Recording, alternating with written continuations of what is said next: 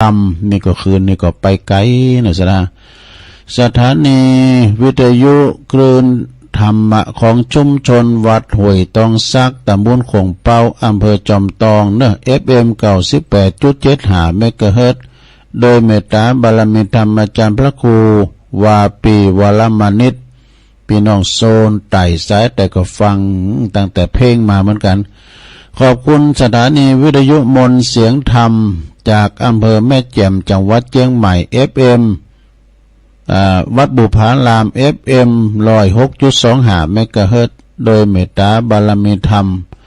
หลวงพ่อพระครูมงคลวิสิทธิ์หลวงพ่อใหญ่เจ้าคณะอำเภอแม่แจ่มเนอะ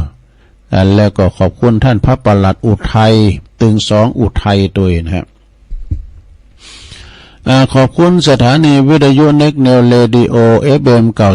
96.75 เมกะเฮิรตซ์ตั้งอยู่ที่บ้านโจงตำบลทุ่งกวาวห้างหุ้นส่วนจำกัดอนุสรณ์เรดิโออำเภอเมืองปานจังหวัดลำปางเนาะขอบคุณสถานีวิทยุชุมชนคนเหนือเขื่อนตั้งอยู่ที่บ้านดงดำอำเภอฮอดจังหวัดเชียงใหม่ FM 90.75 เมกะเฮิรตซ์เนอะขอบคุณสถานีวิทยุคือเพื่อการศึกษาและพัฒนาอาชีพอาร์เรดิโอเน็ตเวิร์ก FM 103.00 เมกะเฮิรตซ์อำเภอเมืองจังหวัดลำปางเนอะขอบคุณสถานีวิทยุอาร์เรดิโอเน็ตเวิร์ก FM 99.50 เมกะเฮิรตซ์เนอะวิทยาลัยเทคโนโลยีเพื่อการจัดการกฟผ.แม่เมาะลำปางและก็ขอบคุณสถานี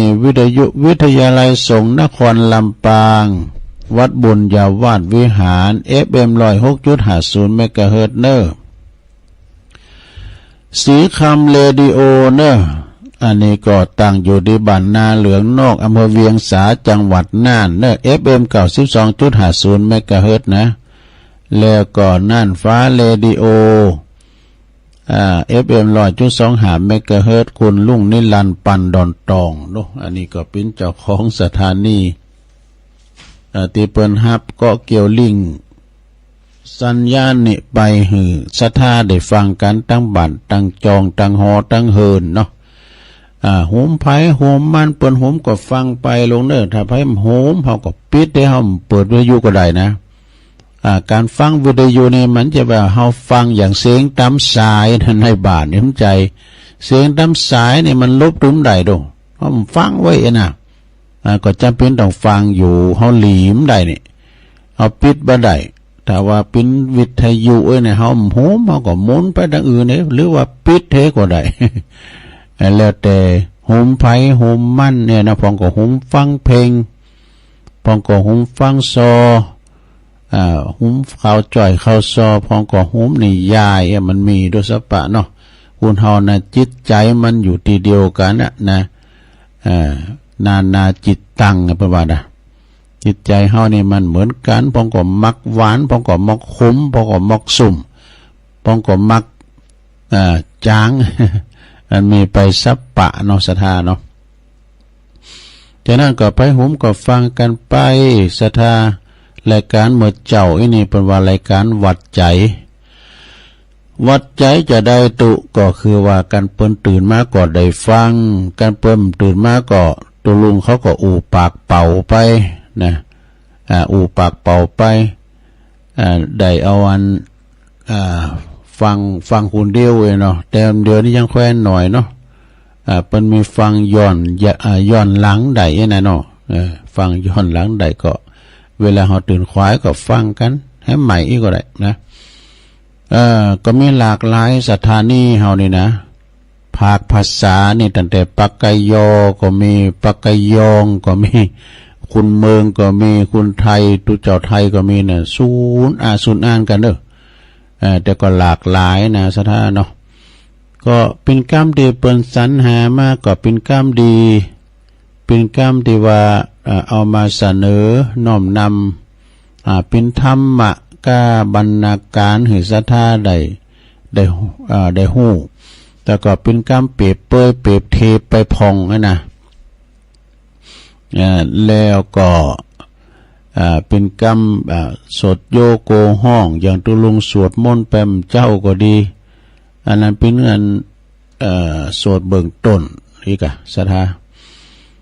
ฉะนั้นก็ฟังกันไปเนอะมาปะกันวันนี้ก็ตรงกับวันพฤหัสบดีวันนี้เป็นวันที่15แล้วกันเนาะเดือนธันวาคมแต่ว่านี่เป็นวันที่14กุมภาพันธ์วันวาเลนไทน์เป็นวันแห่งความหักนะเป็นวันนะก็เป็นความหักสากลโทโลกนะเป็นของงานเมืองนอกปุ่นนี่นะเนาะของเมืองปุถเฮานี่ก็ลูกนี่ไปแถม10วันน่ะเนาะวันที่24กุมภาพันธ์นี่พลัมว่าเป็นวันสำคัญของทางพระพุทธศาสนาเฮาเป็นวันมาฆปูจาเนี่ยเป็นว่าวันมาฆปูจานี่เป็นวันสำคัญทางพระพุทธศาสนาเฮาโดยเฮาก็ไปวัดไปว่าทำบุญตักบาตรญาติปกไปเวียนเตนกันไปประพฤติวัดปฏิบัติธรรมกันก็ได้แล้วก็ไปทำบุญกัน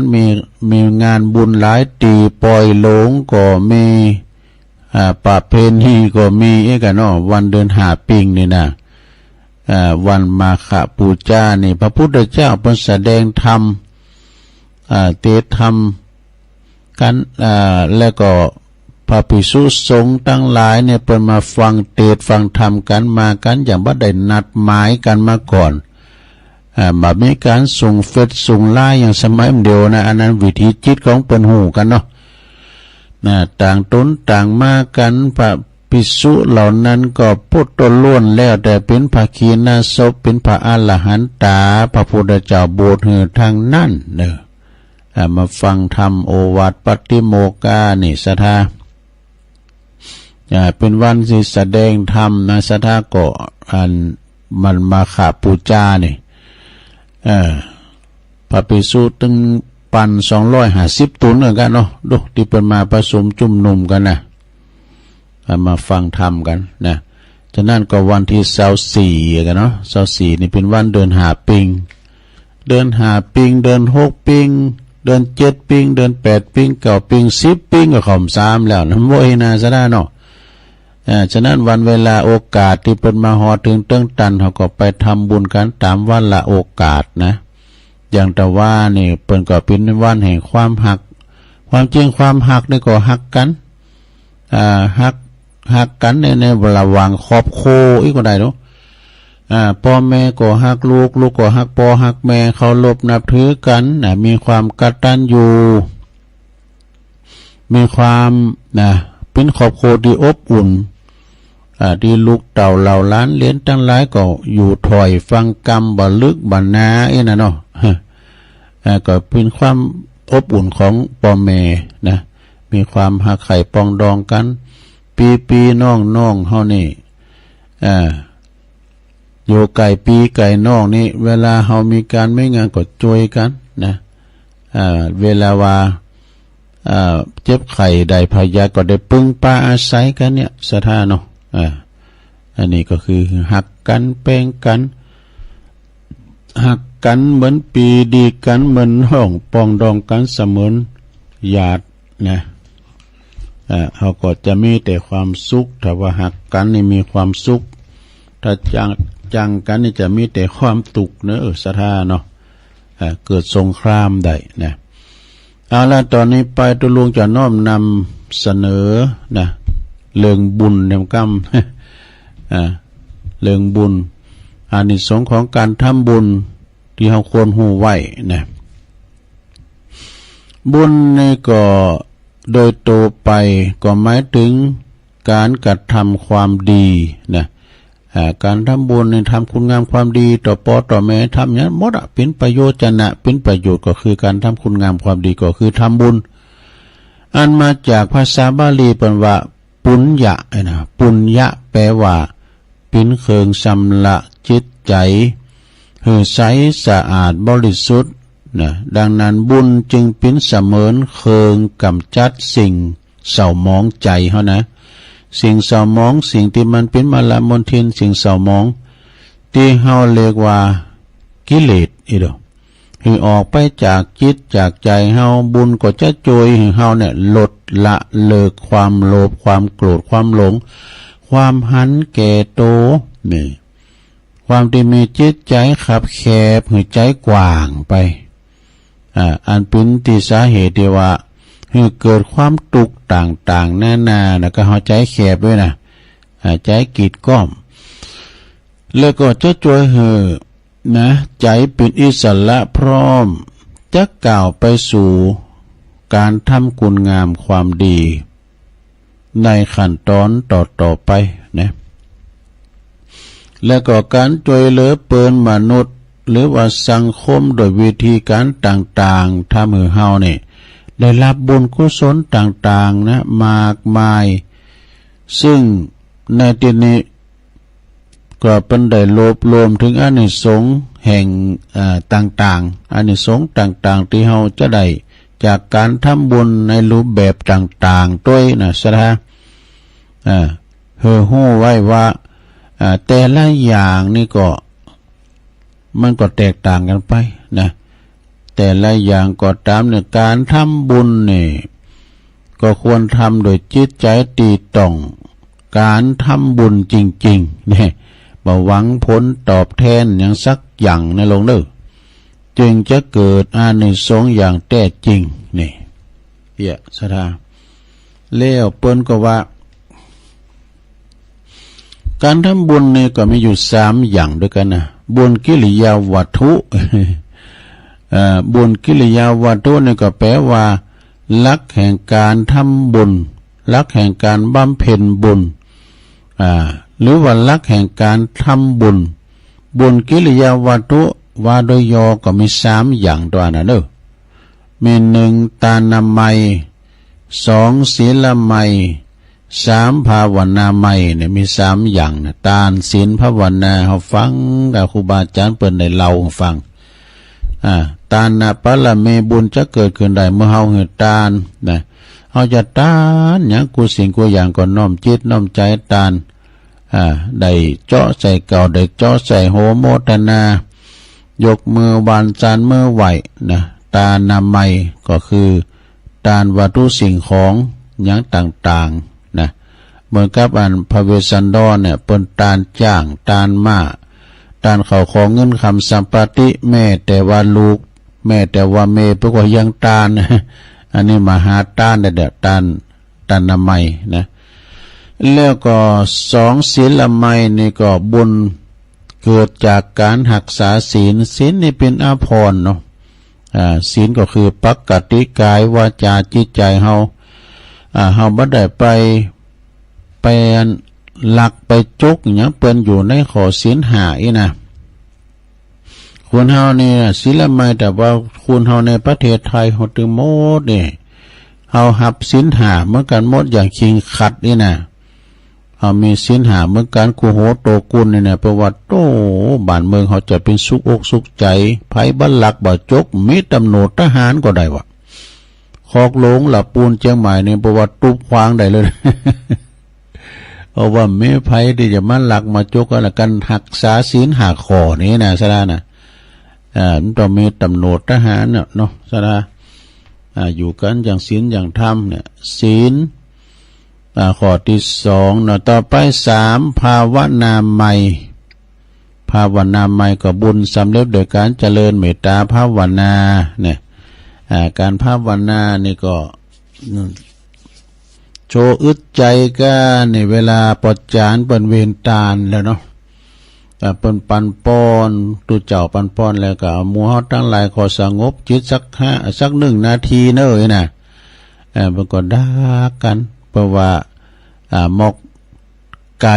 กลุ่มกินน้ำเนี่ยก็เพราะว่านก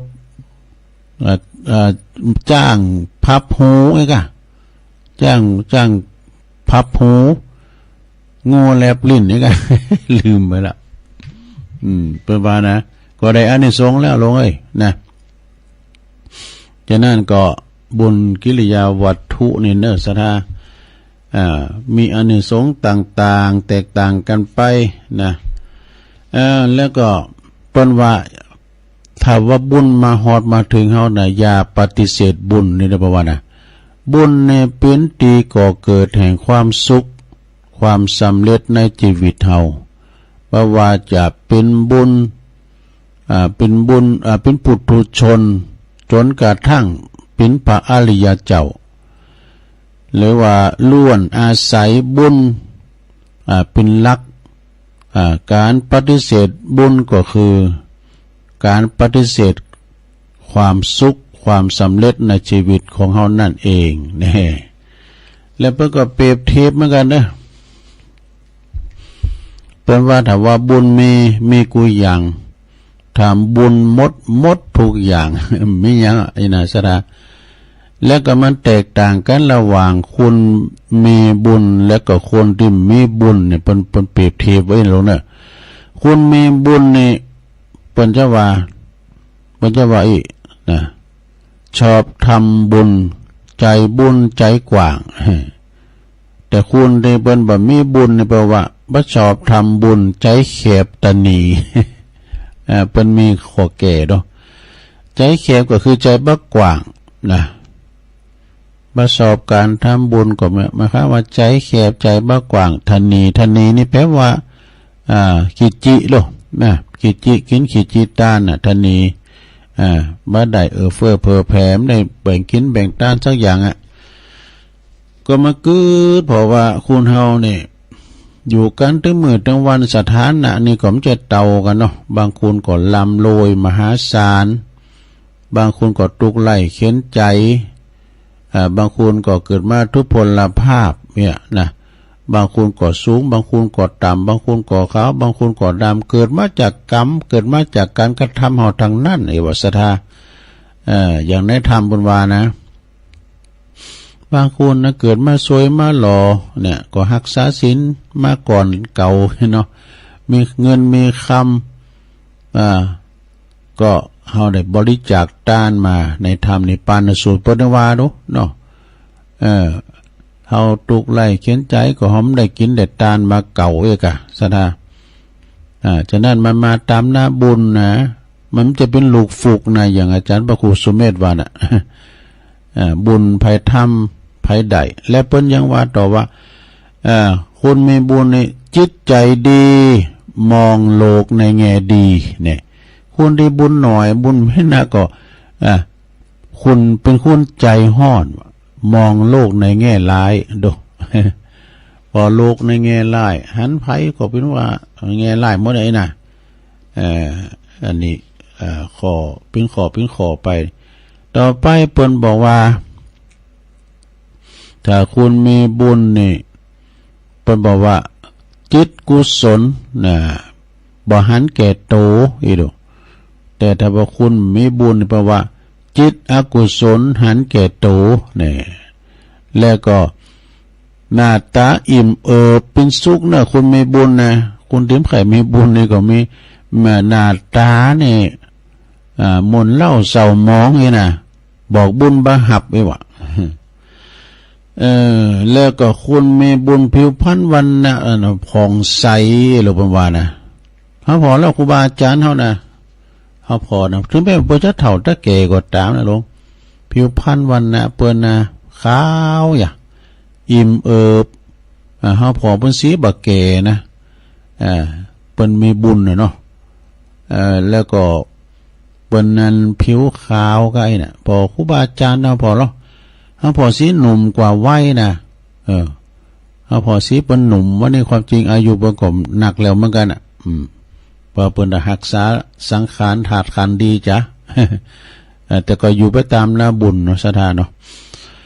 ผิวพรรณวันนะจะผ่องใสแต่ว่าคนที่เขาไม่บุญนี่ก็บอกว่าผิวกายหยาบเนาะกายหยาบไปหน่อย แล้วก็ต่อไปเนี่ยสถานคนที่เขามีบุญเนี่ยเราอายุมันยืนยาวสุขภาพแข็งแรงนี่วะแต่ว่าคุณอายุเส้น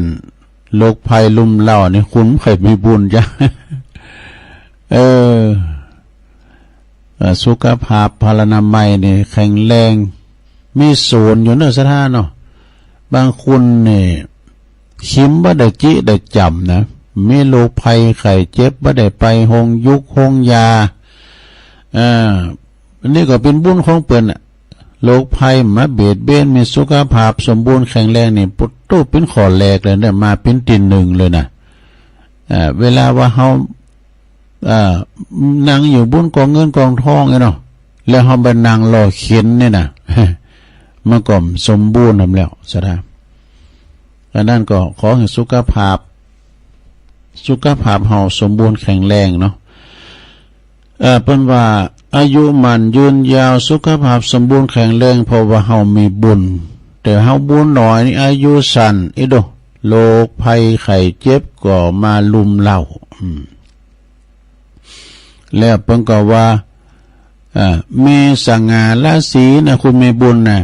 มีสง่าราศีในผลบุญเฮาแต่ว่าเฮามีบุญหนักเนาะคุณที่เปิ้นมีบุญหนักบุญหน่อยหรือว่าคุณที่มีบุญนี่ก็บ่มีสง่าราศีว่ะ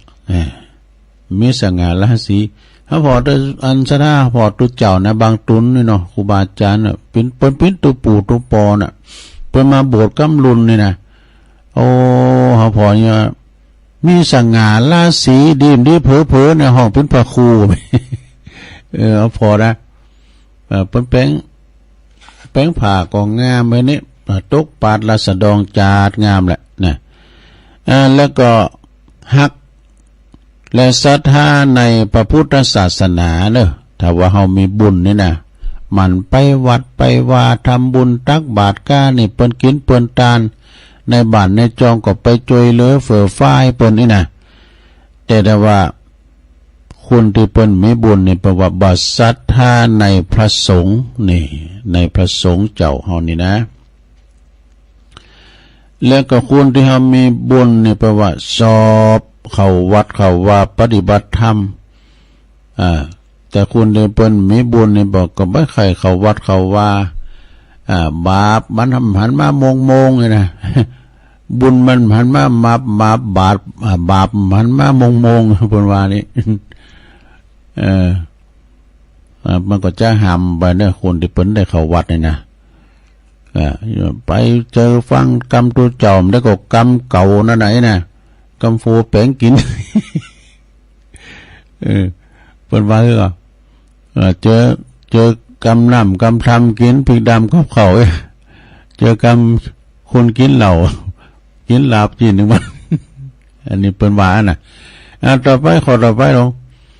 เพราะว่าบักโกการทำบุญบริจาคเด้อนะคุณมีบุญนะคุณมีบุญเนี่ยคุณโฮมทำบุญเนี่ยก็เปิ้นกล่าวได้นะมันหล่อใส่ดูนะหอมหนักหอมหน่อยก็ว่าแล้วแต่จิตศรัทธาเนาะศรัทธาเนาะเพราะว่าโฮมกินโฮมต้านคุณที่เฮามีบุญนี่นะแต่เปิ้นมีบุญเปิ้นก็สอบการทำบุญบริจาคเอามันจบไปนะลูกเนาะแล้วก็คนที่สอบทำบุญเนี่ยเปิ้นก็บอกว่าสอบช่วยเหลือผู้อื่นมีเมตตากรุณาเด้อเนี่ยหันพี่น้องป้องปายหันเปิ้นตุกไล่เขียนใจก็ช่วยเปิ้นนี่นะอันนี้ก็คือว่าเฮาที่มีบุญแต่เปิ้นนี่ก็สอบช่วยเหลือประกาศบริจาคทำบุญอย่างสักอย่างอันนี้ก็คือเปิ้นมีจิตศรัทธาโอ้ทำลายอยู่นะลงนะโอ้เป็นหนังสือนี่ก็ศรัทธาเชื่อมั่นในบุญเนี่ยทำบุญนั้นที่ท่านพึ่งได้นะบุญเท่านั้นที่ท่านพึ่งได้ในชาตินี้และชาติหน้าเนี่ยปุญญานิปัลโลกัสสมิงปริทาโหติปานินังนี่นะเนาะเอาให้ดีก่อนนะเนี่ยเอาอานิสงส์มาวากันนะลงเนอะอานิสงส์ของการทำบุญต่างๆนะตานามัย10อย่างนี้ก็พอก่อน เอาอันนี้ก่อนเนาะการสร้างแปลว่ามาสร้างทำบุญกันเถอะดูในหนังสือนี่นะเปิ้นว่าข้อหนึ่งเฮามานั่งสมาธินั่งเจริญเมตตาภาวนาอย่างน้อยวันละ15 นาทีหรือว่าเดินจงกรมก็ได้เนี่ยเดินจงกรมแล้วก็เดินจงกรมก็ได้อานิสงส์เนาะอานิสงส์ เปิดสติปัญญาตีเฉลียวฉลาดทั้งเพราะว่าจะมีสติปัญญาเฉลียวฉลาดขึ้นทั้งภพนี้แล้วก็ภพหน้าเนาะเปิดจิตใจที่สว่างผ่อนปลนจากกิเลสปล่อยว่างได้ง่ายจิตก็จะรู้วิธีการแก้ไขปัญหาชีวิตโดยอัตโนมัตินี่ชีวิตก็จะเจริญการกรุงรุ่งเรืองบ่มีวันอับจนเนอะนี่ผิวพรรณวรรณะผ่องใสสุขภาพกายแล้วก็จิตแข็งแรงเจ้ากรรมในเวรแล้วก็ญาติแล้วก็ญาติมิตรที่ลงลับไปก็จะได้บุญกุศลโดยนี่อันนี้การเจริญเมตตาภาวนานั่งสมาธินะแล้วก็เดินจงกรมตัวได้แผ่พายย้ายบุญไปหาเจ้ากรรมในเวรกาเนี่ยญาติกาวงศาพี่น้องเฮาที่เปิ้นลงรับดับขันไปอีน่ะข้อที่สองทำบุญอย่างแถมการสวดมนต์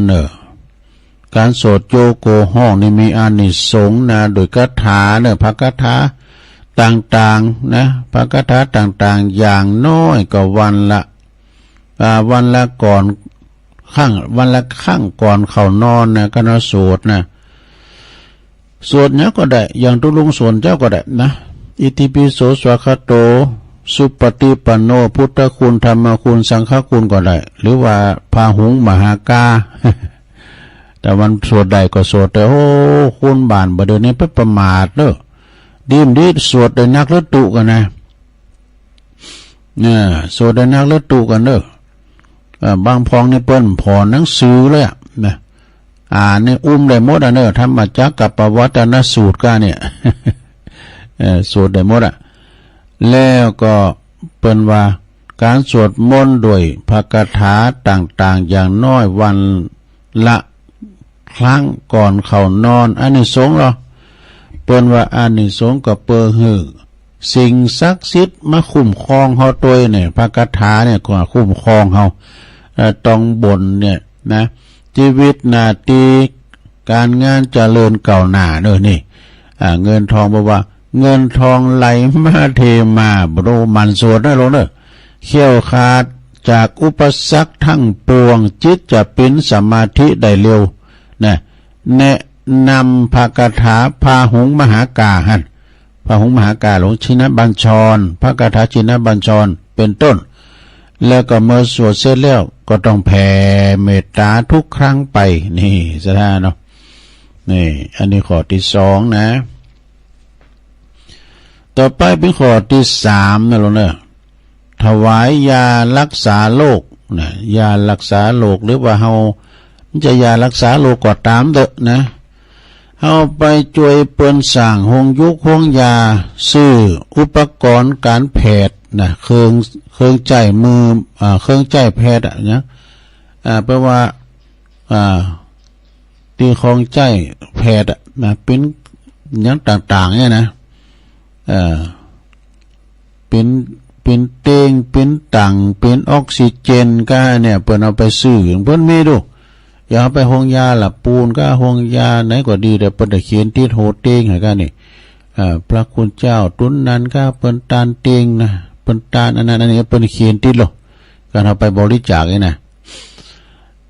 ก็บริจาคสิ่งต่างๆห้องหำห้องเฮนแล้วก็บริจาคเกี่ยวกับเครื่องใจมือแพทย์นะเปิ้นว่าข้อที่สองในการสวดมนต์อานิสงส์หนักแล้วก็เปิดสิ่งศักดิ์สิทธิ์คุ้มครองอันนี้เป็นข้อที่สี่แล้วกันนะข้อที่สี่ถวายยารักษาโรคแล้วก็หือวัดโดยเนี่ยแล้วก็ออกเ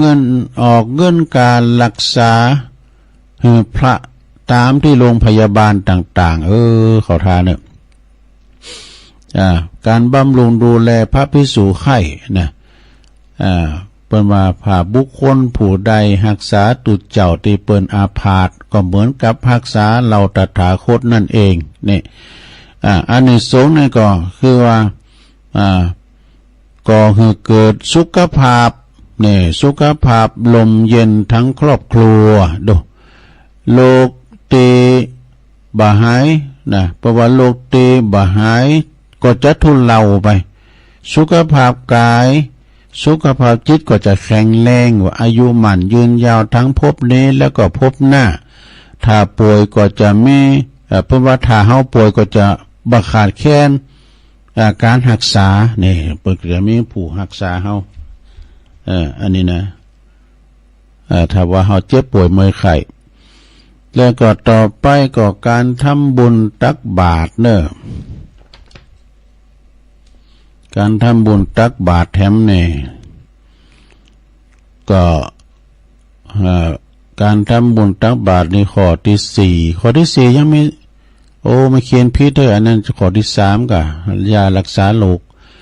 ข้อที่4นี่การทำบุญตักบาตรทุกเช้าข้อที่4นี่เอาไว้นี่ก่อนเนาะสถานเนาะครบชั่วโมงเดี๋ยวตุลุงพักเบรกกำเดียวซะนะพักเบรกกำเดียวตุลุงก็จะจิบน้ำก็เดินเนอะยอแห้งปุ๊บโตก็เดี๋ยวก็มาว่ากันต่อเนอะตุลุงจิบน้ำก่อนเดียวก่อนเนาะเจริญพรกันเนอะ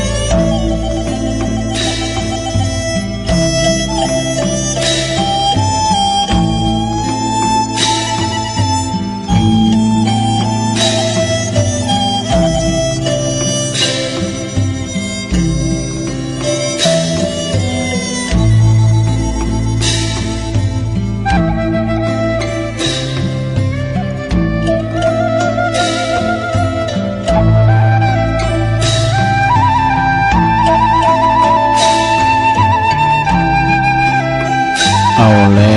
วศรัทธาญาติโยม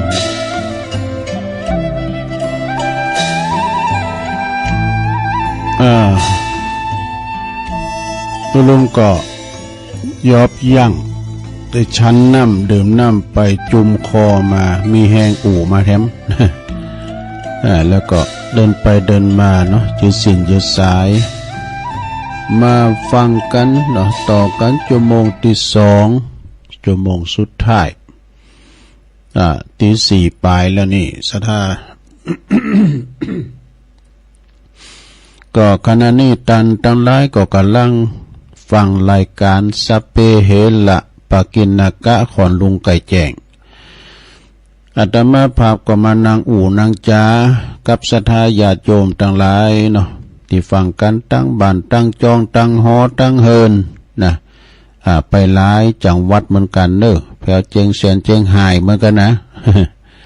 ตอนเจ้านี่ก็จะไม่บักกี่สถานีนะ7-8สถานีเนี่ยก็ถ้าวัด5 โมงไปแล้วเนี่ยก็โตหลายเนอะอาจจะไม่หนักมีหลายอยู่ถ้าเมื่อคำไม่ก็บ่าย3นี่ก็มีป้อหลายมเก่าบ่าย3 ถึง 5 โมงเลยนะตอนแรงแต่ถ้าว่าตอน6 โมงเนาะ6 โมงก่อนป้อหลายแต่6 โมงถึง2 ทุ่มแต่2 ทุ่มไปนะโทษอันนั้นนี่หลายเด้อ สถานีวิทยุนะที่เปิดรับสัญญาณไปก็มาปะกันชั่วโมงที่2นี่สถาแต่เจ้าตุลุงก็ถึงการทำบุญต่างๆนี่นะเนาะนะการทำบุญต่างๆมาถึงตีการทำบุญตักบาตรการทำบุญตักบาตรนี่จะขอยอบยั่งไว้ก่อนเนาะแต่เมื่อว่าวันผูกจ้ะ วันนี้ก็มีพระธรรมเทศนาเด้อตั้งเจ้าภาพก็มีแต่ว่านี่ก็ไปป่าตองวัดป่าตองคันธารามไม่หลงเขาปะหลงเขาปะก็หอมซองมาก็เดี๋ยวจะประกาศเด้อหลังจากเต็ดน้ำเต็ดธรรมเรานิทานจบแล้วนะตั้งธรรมวันนี้แล้วนะลงเด้อเดี๋ยวฟังธรรมธรรมอย่างตุมันก็เป็นธรรมธรรม ทำกรรมนี่นะเนาะสถากรรมตามสนองเลยนะกรรมตามสนองพิจารณาก็ลองมาฟังธรรมก่อนเนาะฟังไปก่อนรับไปก็ได้ลงนะแล้วจะเล่านิทานต่อสุดท้ายก็จะมาอ่านและจือประกาศข่าวสารงานบุญตัวอีนะเนาะเปิ้นฝากข่าวสารงานบุญมาก็หลายอยู่ก็เดี๋ยวมันอาจจะมาว่าทำอาจจะมาเล่าเรื่องการทำบุญตักบาตรนั้นเอาไว้หันก่อนนะมีเวลาพอก็จะว่าไปแถมตอนนี้ฟังธรรมก็ได้ลงได้ฟังธรรมน้อมนำเอามรดกธรรมเรื่องทำกรรมตามสนองฟังกันไปในโลงเนอนะโมตัสสะภะคะวะโตอะระหะโตสัมมาสัมพุทธัสสะกัมมุนาวัตติโลโกติสาทะโวดุลาสปุริสะทั้งหลายทั้งยิ่งใจน้อยใหญ่ผู้มักไฟเจยบานจึงหือตานบ่ขาดมีศีลสะอาดรักษาปาการมามวลหมู่พร้อมหน้าอยู่ฟังธรรมอย่าจากกรรมใหญ่น้อยโดยกรรมเป็นถ้อยสาธารจักเสียการปังปังเป่าเต้ามาเฝ้าตุ่มได้คนยิงใจอยู่ไกลจักเดือดไม่แก่นใจเราจะไขบอกกล่าวให้รู้ข่าวขี่ยาถึงการนาในโลกว่ามีสุขทุกโศกสูญการ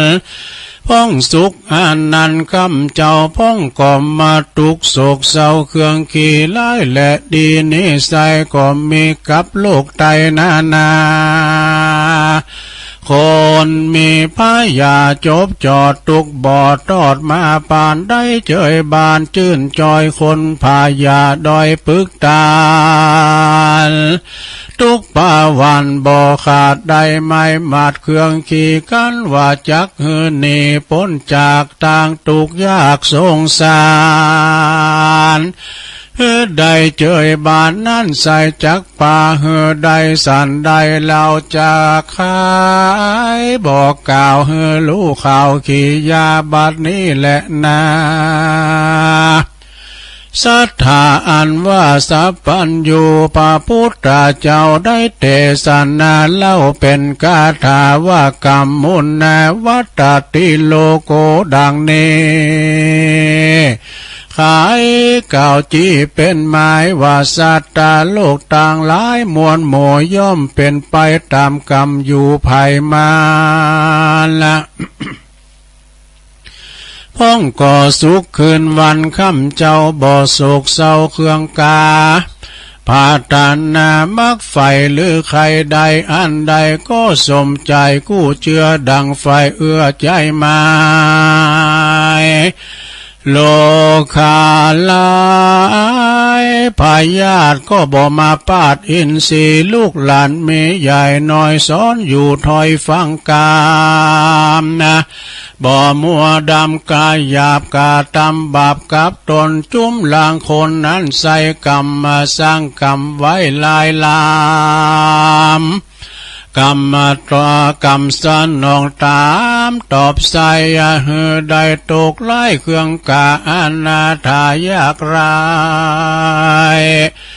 หาเลี้ยงใส่ตามผ่านเอวคอตาเลี้ยงตองตุกโศกตองเครื่องขี้เปียที่มีบ่ขาดยาก็บ่อาจจักหายย่อมมาพ้องก็ตายแต่น้อยพ้องก็กากาดก็ยามจะลาตามกรรมปามาตอบสายได้ร้ายและดีสัตว์โลกีน้อยใหญ่บ่เว้นไว้ต่างตายย่อมจักวำวายมวยมั่งบ่หล่อข้างคนใดจักได้ไว้หรือจะตามกรรมกายา ตามกรรมกาด้วยตานะกรรมมาเป็นพันนะเผาเจือได้ไฟเอื้อนนำมากรรมนานั้นใส่จะเกิดได้มาเอาคือกายาเหล่านี้เป็นเกาวาจาเล่าเป็นสองจิตใจปองเก่าจิตสามประการนี้เป็นไม้กรรมต่างหลายน้อยมากย่อมมาจากเจตนาดังพระพุทธที่ไว้เทศนาไว้โอวาทเป็นบทบาทคาถาว่าเจตนาหังภิกขเวกัมมังวาตามิดังนี้ภิกขเวดุลาภิกขุทั้งหลายอันว่ากรรมนั้นหมายกล่าวแก่คือหากมาได้แก่การกระทำบุญและบาปกรรมนั้นไซจักสำเร็จได้โดยใจกรรมจักนำไปเป็นเหตุไปสู่เขตสถานนั่นแหละนะ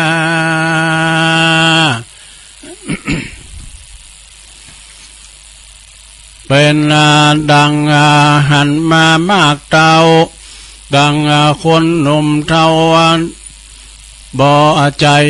บ่เศร้าเจยบานเฮือใดเฮือตานบ่ขาดมีศีลสะอาดรักษาภาวันนาคำเจ้า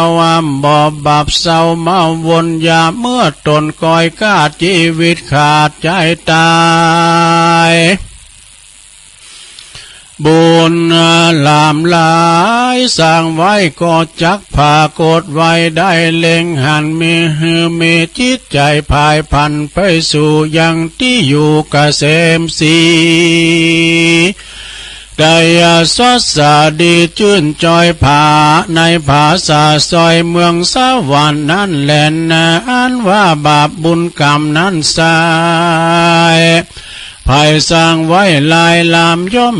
มาตามคืนครอบสายยองตอบด้วยไปบ่เร็วไวก็จะตามกาลกว่าภัยมานะจักด้วยตันตอบสายเหือได้ร้ายแลดีกันคนบุญมีนั่นลาว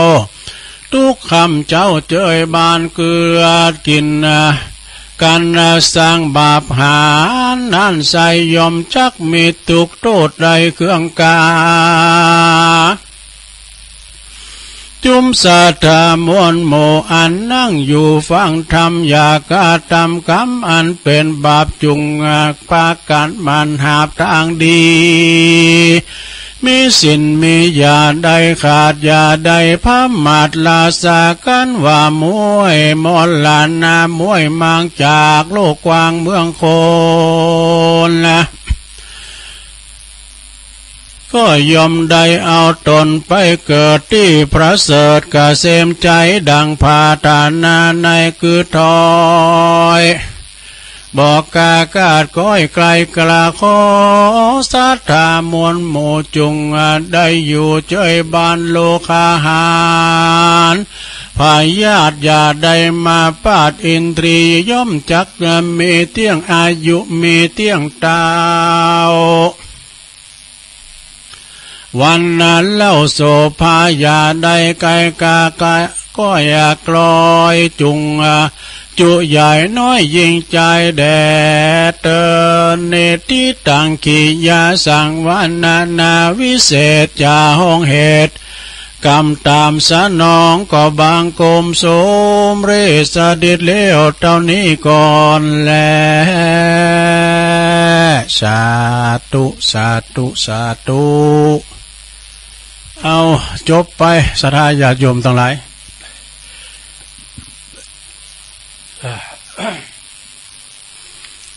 ความจริงเนี่ยมันก็ตั้งกลางมันก็มีอยู่ในศรัทธาเรื่องกรรมเนี่ยนะตุลุงก็เอาโหอาหางเนาะอนุรักษ์การวรรณกรรมการเตดนำเตดธรรมมรดกธรรมพื้นเมืองไปนะเปิ่นว่ากรรมมุนาวัตติโลโกสัตโลกทั้งหลายก็ยอมเป็นไปตามกรรมที่จังเล่าให้ฟังนั่นนะในธรรมนี้มันก็มีกานะกะกาที่ถูก พวกมาไล่ไฟซุบคอมาตายจะเลี้ยวปังหลังเดี๋ยวเป็นนายนาไงกะเป็นปอนาไทยหน้าอยู่ใจนะควายมันก็ไข่ปดแหกเนาะมันก็ไข่อยากเจ้าหมูมันปดหมดแล้วมันก็ปดมันก่อนนอนกิ่งเกิกมันถึงลูกปดโตงอนไทยแตกฟุ้งหมดเนาะควายปูดแล้วน่ะปดโตปอนานะก็มีความโขดกะ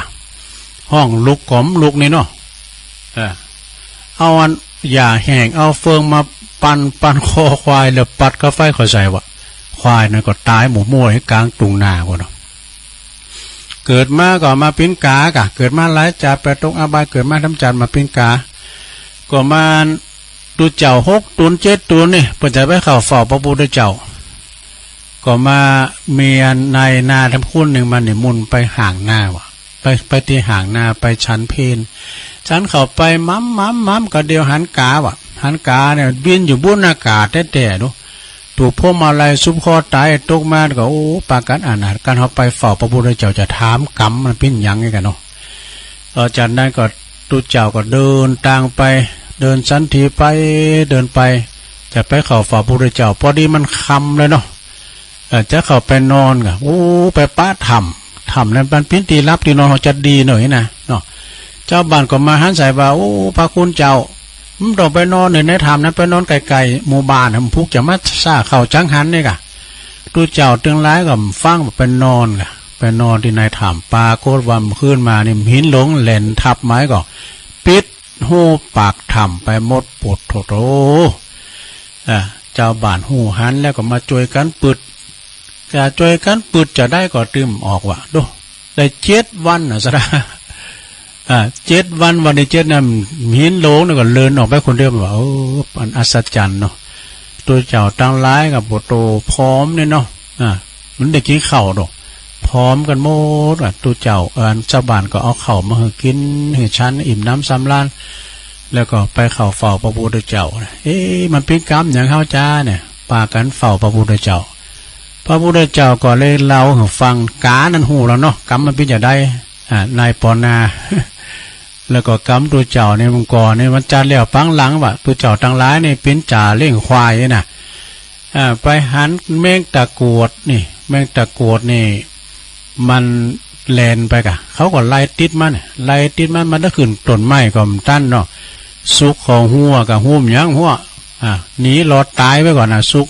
แลนเข่าหัวกับปวดตัวเขาแต่คูดกับแต้นแล้วเนี่ยมันแรงแล้วเนาะงูควายจะเข่าแรงแล้ว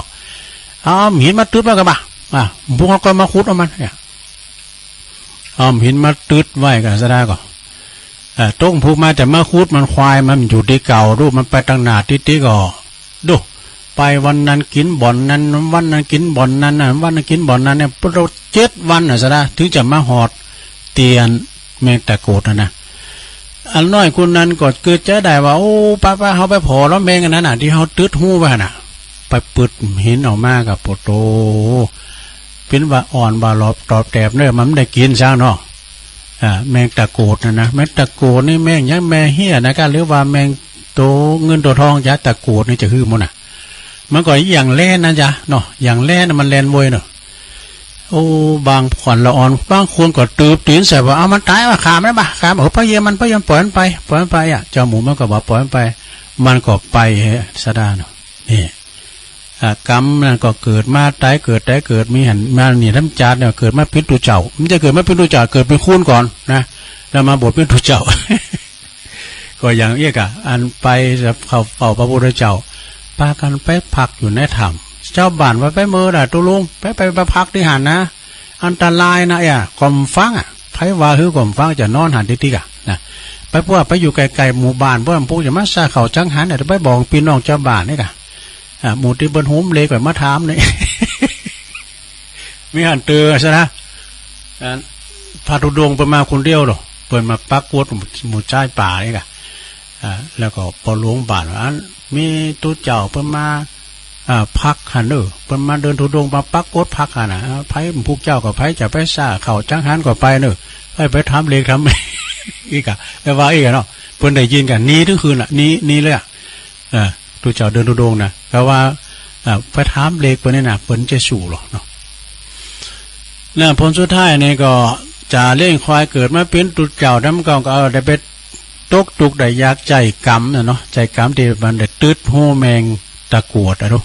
ได้7 วันอะลูกควายหลบอันนี้เป็นกรรมลักษณะธรรมกรรมนะความจริงนี่ก็มันมีในเนื้อธรรมเนี่ยแต่ตุลุงมาเล่าเอาเนาะมาเล่าเอาว่าทำกรรมสนองในเป็นจะใดนะก็คือมันจะไม่อยู่กรรมกาที่ถูกพวกมาลายไฟใหม่ขนาดกรรมมันมาหอดนะบินอยู่บนอากาศก็ยังตายอยู่ซะนะกันมันจะตายมานี่นะแต่ว่าตัวเจ้าเขาเนี่ยเปิ้นตายเปิ้นมรณภาพเพราะว่าบางคนก็ตืบตีนใส่เอามันตายป่ะเอามันตายไม่มีคุณมาหาพระเยเปิ้นปล่อยเปิ้นไปมันก็ไปก็มันขาดตายก็ตัวเจ้าหมดนะก็ตายหมดมรณภาพหมดเนาะอันนี้ก็จบไปเนอะศรัทธาญาติโยมทั้งหลาย มีทั้งอย่างหนึ่งเอานี่มาก่อนเนาะความจริงก็มีนิทานกล่อมก็มียาวก็มีเนอะศรัทธาเอาอันกล่อมไว้ก่อนเนาะ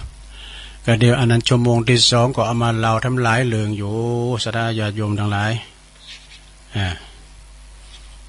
อันนี้ก็พิ้นเรื่องอย่างอี้เนอะศรัทธาเนอะเปิ้นบอกว่ากาลราชนะชาดกคือว่าฟังหูไว้หูเด้อนี่นะนิทานกล่อมเรื่องฟังหูไว้หูก็มีอย่างอี้เนอะณเวลุวันวิหารเนี่ยพระพุทธเจ้าเปิ้นตรัสชาดกเรื่องนี้เปิดสอนพระประยุรญาติทำตนเป็นประโยชน์แก่ผู้อื่นนะมีใจความว่าในอดีตนั้น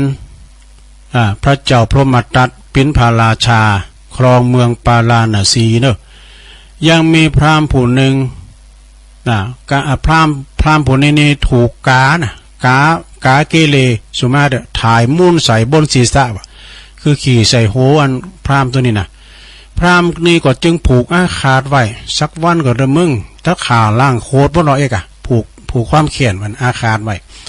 มีอยู่หันวันหนึ่งกะพราหมณ์นี่คือปโรหิตาจารย์เนี่ยมันไก่กับพระราชาเนาะปรากฏว่าจ้างของพญาเจ้าเมืองเนี่ยนะถูกไฟใหม่ไปหลายตัวไฟคอกเลยนะพราหมณ์ก็ได้โอกาสจึงบอกว่าท่านพญาเจ้าอันจะหักษาจ้างใดนี่ก็คือต้องพาเอาตองกาเอาไขมันในตองกานะมาตาแพจ้างเลี้ยวถึงจะหายวะดูพระเจ้าพรหมทัตก็เลยหลงเจอกรรมพราหมณ์กันเนาะไปทำลายขานกาเนี่ยไปเป็นจำนวนมากกว่าข้างนั้นจะมีพญากาคือเป็นหัวหน้าหมูเนาะเป็นหัวหน้าของหมู่ฝูงหู้เลิงก็เลยบินมาเนาะก็เลยบินมาเก่งวานเจ้าหมูเจ้าฝูงจะตายกันหมดจะมีการสืบพันธุ์ไหนนะจะล่างเผ่าพันธุ์จะก็จะสูญพันธุ์ไปก็จึงบินมาหาพระเจ้าพรหมทัตพระราชาพรหมทัตพญาเจ้าเมืองนั่นนะแล้วก็กล่าวว่ากานี่บ่มีใครมั่นในตองเนอพระราชาพราหมณ์ทราบเริงดังนี้แล้วนะพราหมณ์ทราบเริงดังนี้แล้วอยากจะแก้แค้นต่างหากเด้อคือว่ากาเกเรไปถ่ายรถศีรษะแล้วก็พราหมณ์ก็คิดจะแก้แค้นก็เลยอุพิวะจ้างที่มันจะหายจากแพ้ไฟใหม่นี้ไปกวัดเอาในต้องกานะมันจะมีไขมันกามีไขมันเนี่ยท่านเจ้าเมืองนี่นะเนาะแล้วทีนี้ก็ขอพระราชาระงับการข่ากาเถอะระงับการข่ากาโดนเพราะว่าอันมันจะจิ๊บเจือไปละนะมันจะสูญพันธุ์ไปเลยนะข้างนั้นพระเจ้าพรหมทัตหู้ความจริงทั้งหมดก็ละอายแก่ใจว่าที่ได้ข่ากาไปหลายเนาะก็จึงยกเลิกการข่ากาแล้วก็กล่าวอภัยทานแล้วก็ปากันเจ้าบ้านเจ้าเมืองหูเข่าเล่งกาก็เลยเจริญวัยใหญ่มากแถมอีนะจนว่าสิ้นอายุไปเรื่องนี้ก็จบลงไปในกาลต่อมาเนี่ยพระเจ้าพรหมทัตนั่นก็คือพระอานนท์เนี่ยพญากานั่นก็คือเราตถาคตเรื่องนี้เปิ้นบอกว่าข้อคิดเปิ้นบอกว่าก่อนที่จะเจอไผฟังหูไว้หูก่อนเด้ออันนี้ก็จบลงไปซะท่ามีทำเรื่องหนึ่งอันนี้เรื่องไอเนอะซะท่าเนอะ นักเลงสุรานี่เพิ่นว่าสิงคาละชาดกอุบายนักเลงสุราเป็นจะได้ลองฟังบ่เด้อณเวลุวันวิหารทำแล้วนะพระพุทธเจ้าตรัสสาเหตุตีพระเทวทัตพยายามจะสังหารพระองค์มีใจความว่าดังนี้นะพระตถาคตเสวยพระชาติปิ้นพญาจิ้งจอกคือหมาจิ้งจอกแล้วเนาะมีหันจาดหนึ่งก็เปิ้นได้เสวยพระชาติเป็นสุนัขจิ้งจอกปิ้นพญาสุนัขจิ้งจอกเนอะแล้วก็มีอยู่หันวันหนึ่งเนอะนักเลงสุราเนี่ยนะนักเลงสุรากลุ่มหนึ่งเนี่ยไปดื่มกันสุรากันโลมกันเฉลิมวันคลองลาดของเมืองพาราณสีว่าโอ้เพิ่นก็มีวันนั้นก็ได้จะร้องกันแบบเมาไม้กันปวดโตเอาเนื้อสุนัขจิ้งจอกมาปีงมาย่างมากับแก้มกันว่านะในนิทานนี่นะโอ้ปรากฏว่าเอาเนื้อสุนัขสุราเอาเนื้อสุนัขมากับแก้มสุราก็จึงคิดว่าโอ้มันเสี่ยงมันหมดไปแล้วนี่เนื้อไม่ละปากันไปลาบ่ะไปลาได้ไหมกะไปลาสุนัขจิ้งจอกเต็มแล้วเปิดจะเอามาทำเป็นของกับแก้มสุราว่ะโดยนักเลงสุราออกอุบายแกงทำปิ้นตายนะแกงทำปิ้นตายว่ะนักเลงสุราเนี่ยมันแต่งตายเนาะแล้วก็หมูอาหารเนี่ยมันเบื่อเนาะมันสุนัขทั้งหลายเนี่ยมันก็จะมากินกันพอสุนัขจิ้งจอกมาไก่เข่ามันก็จับตุบหัวเสียอีน่ะแต่พญามาจิ้งจอกนี่เปิ้นหูกลหูบัดลงก้นนักเลงบัดลงก้นนักเลงสุรานะจึงบันดาลโทสะลุกขึ้นนักเลงสุราก็บันดาลโทสะลุกเอาไม้ค้อนมาขวางนะคือว่ายับเนี่ยก็เอาขวางพญามาจิ้งจอกเปิ้นก็แต่ผาดมันถูกอย่างนั้นนะมันถูกโหปัญชกรรมพญานักเลงสุราก็เลยตะโกนว่าไปเนาะคำรามไปว่าพญาจิ้งจอกโดยความโทสะว่าข้าวนี้นะโจกดีของมึงนะมึงเอ้ยนะข้าวนี้นะกูผาดได้เนอะพญามันขวางมันถูกนะกันกูเมาเนี่ยโอ้ถูกงอนเนอะอันนี้มันเมาได้แล้วมันจางดีเลยมันผาดไปพญานกพญาแม่มาจิ้งจอกก็เลยกลับสวนไปว่าแต่เมื่อทานเสียชีวิตแล้วคงจะบัพพาดตกหมอน6 ปีแน่แต่ก่อนที่จะวิ่งหนีไปจบสระ อันนี้มันกล่อมเนาะการละต่อมาในนักเลงสุรานั่นก็คือเทวทัตท่านนักเลงสุรานะพญามาจิ้งจอกนั่นก็คือเราตถาคตนั่นเองขอคิดเรื่องนี้เพิ่นบอกว่าวิธีพ้นภัยคือการตั้งอยู่บนความบัประมาทนี่ถ้าว่าพญามาจิ้งจอกประมาทนี่นะมันแต่งตายเนาะนักเลงสุราแต่งตายเข้าไปไก่มันยับเอาค้อนบุบอันนี้ยับมันได้จบลงไปเนาะศรัทธาญาติโยมทั้งหลายพยายามมาจิ้งจอกเนาะกับนักเลงสุราขยากินของแก้มอีกนะศรัทธาฟังกันไว้จบลงไปน้อมนำเสนอเนาะนิทานธรรมะต่างๆเก่าพ้องใหม่พ้องศรัทธาเอามาเราสู่จู้กันฟังศรัทธาได้ฟังกันไปพิจารณากันไปบางทีก็ซ้ำเก่าซ้ำใหม่พองนะเคยฟังแล้วนี่ก็ฟังไปแถมบางคนก็ไม่ได้ฟังกับเตยนะเนาะอย่างคติขอคิดทำก็เหมือนกันนะทำให้มากก็คือทำความดีนี่อันนี้ก็เป็นคติธรรมนึงเอาจะทำเหือนนักก็คือทำคุณงามความดีคุณเฮานี่จะดีไปหมดก็มีบ่ดีไปถึงหมดก็บ่มีมันถึงจังพอเราตันใดกันลาพอเราอันใดนักอันใดหนอง ความดีมันนักลำไปนะความบดีมันเบานะก็ถือว่าเป็นคนดีละนะทำให้มากก็คือทำความดีมีให้นักให้มากก็คือมีน้ำจิตน้ำใจเนาะน้ำจิตน้ำใจนี่ถ้ามีต่อกันนี่จะดีเนอะน้ำใจ น้ำบ่อน้ำคลองยังเป็นรองน้ำใจน้ำไหนๆก็ไม่เท่าน้ำจิตน้ำใจที่ดีถ้าน้ำใจเฮาดีนะมีน้ำจิตน้ำใจให้กับเปิ้นมนุษย์โดยกันบางพองเปิ้นก็ตุกไล่เขียนใจมากก็จวยเหลือมีน้ำใจอย่างว่าไฟใหม่ไต่ลามก้าไอ้นอนน้ำทุน้ำโถมเปิ้นก็มีน้ำใจลูกมีน้ำใจเปิ้นว่าอย่างก็น้ำใจส่งน้ำใจให้อภัยน้ำท่วมเนี่ยนะตัวนี้นะเนาะเวลาวันน้ำโถมกันนี่เวลาว่าไฟใหม่ก็ตามแล้วอย่างน้อยนี่ครูบาอาจารย์เนี่ยเนาะตั้งไปในเนี่ยก็ไปช่วยก่อนละกันไฟใหม่นะตัวลุงก็ไปช่วยหอมบนหลายตัวเนอะเวลาไฟใหม่นี่เปิดดึงอนุเคราะห์สงเคราะห์กันไปดูมีอย่างก็ไปหอมมีตั้งแต่ผ้าห่มผ้าโนมก้าพัดลมก้าเอาไปหอมเปิ้นที่มันมีอย่างแล้วไฟใหม่ก็เหลือแผ่นดินนะกะ ก็เอาไปช่วยกันปิ้นน้ำจิตน้ำใจน้ำไหนๆก็เต่าน้ำจิตน้ำใจเนิ่นน้ำบ่อน้ำคลองก็ยังเป็นรองน้ำใจมีหือมากมีให้มากก็คือหืออภัยซึ่งกันและกันเนอะคำว่าอภัยทานอภัยนะอภัยนี่ก็คือหมายความว่ายกโตถึงเปิ้นได้นะอภัยเขตอภัยทานเนาะแล้วก็อภัยเนี่ยจังมันเตอะจังมันเตอะก็คืออภัยเหือมันอันนี้ก็คือเป็นการยกโตถึงเปิ้นลืมบ่ได้ก็คือแปลว่าลืมให้ได้ไม่ใช่ว่าลืมไม่ได้นะลืมให้ได้ก็คือลืมความเครียดแค้นต่างๆเครียดแค้นคุณนั้นคุณนี้นะ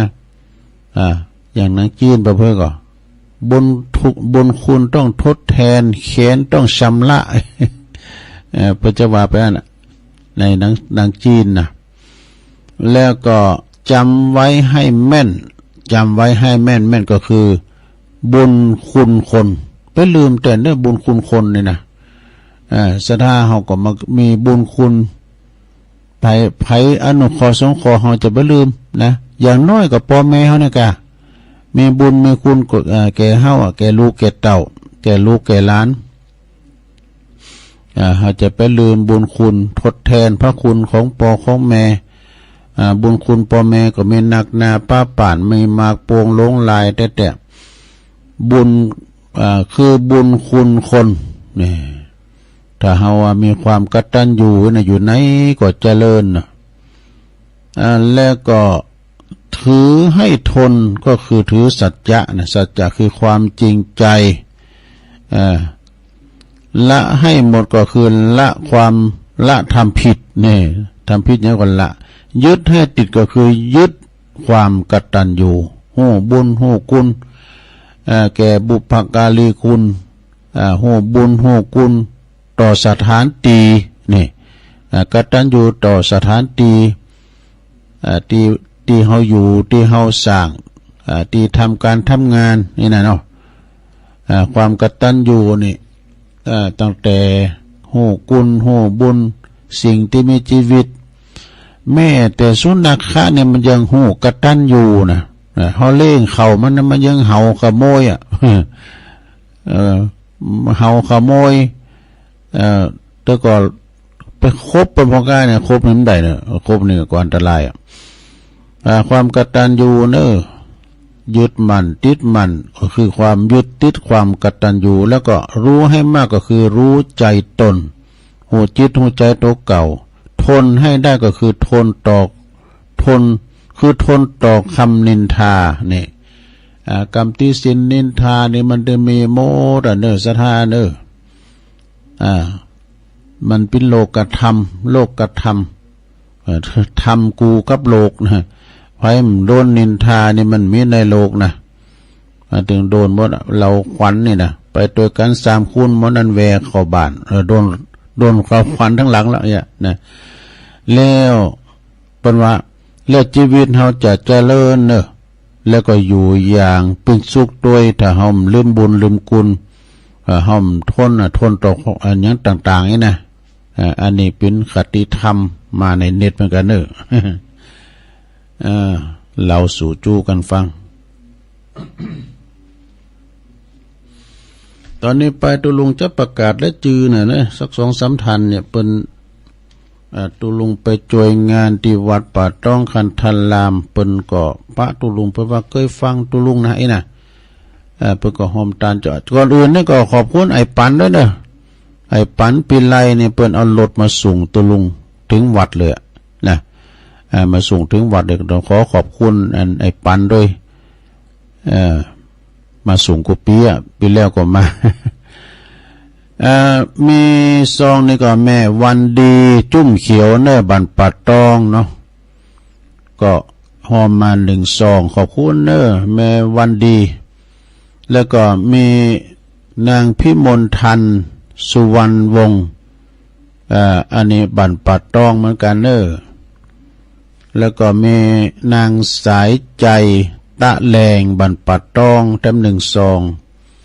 นางพัชรียะวงศ์บันปัดตองแถม1 ซองยายไฝแก้วเล็กเนอปั่นปัดตองแถม1 ซองเนอยายไฝนี่เพิ่นก็ฟังไอ้เนาะฟังกูรายการนี่นะแม่บัวจุ้มเขียวอันนี้เป็นการนำกาแฟสันปะขามเนอะต้องขอขอบคุณอนุโมทนาเนาะกับศรัทธาด้วยเอาปอนนี่ก็เด้อสัพพิติโยวิวัจจันตุสัพพะโลโกวินาศตุมาเตภวัตวันตรายโยสุขีติขายุโกภวะอภิวาทนาสีลิสานิจังวุตาปจายโนจัตตาโลธรรมาวัฏันติอายุวันโนสุขังปะลังเอาแต่ว่านี่ไปงานวัดป่าต้องคันธารามโดยเมตตาธรรมอาจารย์พระครูสุคนทศิลวิมลเจ้าคณะตำบลตาตุ่มเจ้าวัดป่าต้องนี่เพิ่นจัดมาเป็นปีที่5แล้ววะนะงานทรงน้ำพระธาตุพระธาตุเจดีย์แล้วก็งานทรงน้ำหลวงพ่อโตหลวงพ่อล่มโพหลวงพ่อทันใจนะโอ้แต่ว่านี่คุณหนักคุณลายเด้อวันแรกนั่นก็13นั่นก็ทักษิณานุปทานตานหาครูบาอาจารย์อดีตเจ้าอาวาสก็ดีนะแล้วก็ว่านี่ก็ได้รับเกียรติจากท่านนายกอบจนายกองค์การบริหารส่วนจังหวัดลำพูนต่างกันเปิ้นก็มาเป็นก้าวเป็นกั้นเนาะอนุสรณ์วงวันก็คุณนาคุณหลายซะนะเปิ้นมีแข่งธิดาวะ ธิดาโชคดีเพทีปาดตองปิติมนต์คุณนาคุณหลายซ่อนตีนผมได้คุณหลายตึงไปออกไปขอเขาดู ต่อไปก็ตุลุงจะได้ประกาศข่าวสารงานบุญให้สักหน่อยกันเนอสถาเนอข่าวสารงานบุญก็สีว่าจะมีหนักมานะก็อันนี้วันที่27-28บ่ได้เลงเนอะได้เลงที่เนี่ยอ่านไปนั่นน่ะ27-28 กุมภาพันธ์ที่วัดแพโป่งเนอตำบลเหล่ายาวอำเภอบ้านโฮ่งเปิ้นก็จะมีงานทรงน้ำกูครูบาเนอครูบาจันเกี่ยวหรือว่าพระครูศรีหธรรมรัตน์ด็อกเตอร์เปิ้นได้ละสังขารไปเปิ้นก็ทรงน้ำในระหว่างวันที่27-28นะสถาที่วัดแพโป่งวัดแพโป่งก็ตุปิบอนหรือว่าท่านพระอาจารย์พงศพัฒน์ต่างปนนั้นอายเพราะนั้นปนนั้นอายตัวจริงเนอะแล้วก็ปลงนิกรคำลือเกียรติกันนั่นก็วันที่วันที่27-28เนอะเบื่อกุมภาเนี่ยก็ไปเด้อนี่แหละนะแล้วก็งาน1-2-3มีนาเนี่ยก็งานเป็นผ่าครูบาเจ้าเขาปีเนอะที่วัดพระบาทผานามเนอะอำเภอลีพุ่นนะแล้วก็วันที่12 เมษายนก็งานประเพณีวันกตัญญูหลวงปู่ครูบาอินโทเนอวัดบ้านใหม่วัดใหม่หนองหอยนะตำบลสันติสุขในเมตตาธรรมอาจารย์พระครูสังวรยติกิจคนหลงคนหลายเนอะ12 สิงหานะที่วัดบ้านใหม่วัดใหม่หนองหอยเนอะวันกตัญญูของหลวงปู่ครูบาเจ้าทรงน้ำประทานอย่างด้วยกันวันที่18-19 เมษายนบนอันนี้นะหลังปีใหม่บนนะจะมีงานปล่อยโลงสมโพธิ งานปล่อยหลวงศาลาหงโควัดช้างขน้อยเนอเนอในเมตตาธรรมอาจารย์พระใบดีกาไพฑูรย์ขันติทาโลเอาไอ้ก้ามมีนาตุรุ่งไอ้น่ะปาว่าปะกันก็ฝากงานประกาศด้วยไอ้น่ะเปิ้นเอาผู้มาหอมดูเอาเทคมาหอมนี่ว่านะเฮออดเขาก็เปิ้นเนาะต่างตุ่นขบวนการตีบัน อบต.สวิตแล้วก็ วันที่15 16 17 ก็วันนี้กันเนาะเริ่มวันนี้นะกุมภาพันธ์เป็นมีงานปล่อยโลงพระพุทธรูปเจ้าเศรษฐีนะพระเจ้าโลงนี่นะวัดมิ่งเมืองโมนลำปางกูนะในเมตตาธรรมอาจารย์พระครูสิริธรรมบัณฑิตอันนี้เพิ่นก็จะมีงานปล่อยโลงที่ลำปางกูเนาะเอางานต่อไปในวันที่10 เมษายนนี่ก็งานประเพณีทรงน้ำพระธาตุเจดีย์แล้วก็ทรงน้ำรูปหล่อลงของท่านพระครูเวรุวันพิทักษ์หรือว่าท่านอาจารย์ครูบามหาเขื่อนคำอัตตสันโตอดีตเจ้าอาวาสวัดสุวรรณวิหารแม่อาวก็จะทำบุญตานสังหลงสมโพธิเสนาสนะในวัดโดยนะอันนี้ก็ตั้งตุปิบินเพิ่นเอาใบนิมนต์ให้หลวงพ่อละว่าเอาฝากกันบ่ละสุวรรณวิหารนั่นว่าสุวรรณวิหารไม่เอาเนาะในวันที่10 เมษายนพระครูสุวรรณศิลวิสุทธิ์สุวรรณศิลวิสุทธิ์เจ้าคณะตำบลนครเจดีย์เขต2เนาะตุปิบินเป็นพระครูว่าไปยังว่าใบดีกาอยู่โอ้ตุลุงก็บอกว่าเป็นพระครูพระครูราชดินานามเป็นพระครูสุวรรณศิลวิสุทธิ์นี่นะชื่อเป็นงามแล้วก็งานต่อไปอันนี้ก็16 17 มีนานี่ก็เพิ่นจะมีงานปล่อยหลวงเสนาสนะภายในวัดณวัดพุทธนิมิตรวัดพุทธนิมิตรก็อำเภอจอมทองในเมตตาธรรมหลวงพ่อพระครูอินทยานรังสีที่ปรึกษาเจ้าคณะอำเภอจอมทองครูบามาวันที่16นะโคตานเข้า17นั่นก็เป็นวันตาลนะวัดพุทธนิมิตรและวันที่26 กุมภาพันธ์ก็เจริญลมทำบุญทรงน้ำพระธาตุเจดีย์ที่วัดคำแมดวัดคำแมดตำบลคงเป้าอำเภอจอมทองก็ในวันที่26 เดือนกุมภานะ